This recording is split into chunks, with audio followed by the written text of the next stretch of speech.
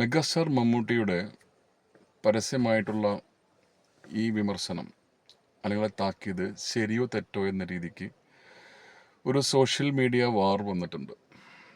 നല്ല രസമുണ്ട് കാണാൻ.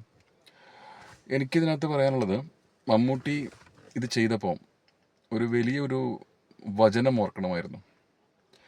നിങ്ങൾക്കൊരാളെ പുകഴ്ത്തണമെങ്കിൽ അല്ലെങ്കിൽ അപ്രിഷ്യേറ്റ് ചെയ്യണമെങ്കിൽ ഉറക്കെ, പരമാവധി ഉറക്കെ എല്ലാവരും കേൾക്കുക ചെയ്യും.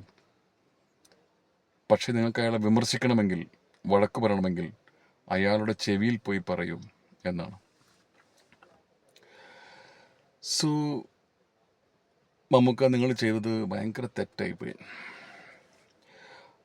ആ മനുഷ്യൻ്റെ മുഖം ഒരു സമയത്തേക്ക് എന്തായിപ്പോയി എന്ന് ആലോചിച്ചു നോക്കും. അയാൾക്ക് ഫ്രണ്ട്സ് ഉണ്ടാവും, അയാളൊരു സോഷ്യൽ വർക്കറാണ്, ഫാമിലി ഉണ്ടാവും. നിങ്ങൾ അയാളെ ഒന്നും ഇല്ലാതാക്കി കളഞ്ഞു.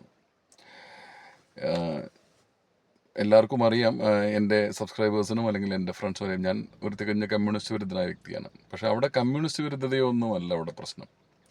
അവിടെ നിങ്ങൾ കാണിച്ചത് കൃത്യമായ ധാർഷ്ട്യമാണ്, അഹങ്കാരമാണ്, ആർക്കും അനുകരിക്കാൻ പാടില്ലാത്തതാണ്. ഞങ്ങൾക്ക് റോൾ മോഡലല്ലേ? ഞങ്ങളെയൊക്കെ എന്താണ് റോൾ മോഡൽസ് എന്ന് പഠിപ്പിക്കുന്ന ആളല്ലേ? ഒരു മനുഷ്യനെ റെസ്പെക്റ്റ് ചെയ്യാൻ അയാളുടെ പണവും പൊസിഷനും നോക്കിയാണോ നമ്മൾ റെസ്പെക്റ്റ് ചെയ്യുക? മാറി നിൽക്കൂ, എൻ്റെ കൂടെ നിൽക്കരുത് എന്ന് നിങ്ങൾ പറയുമ്പോൾ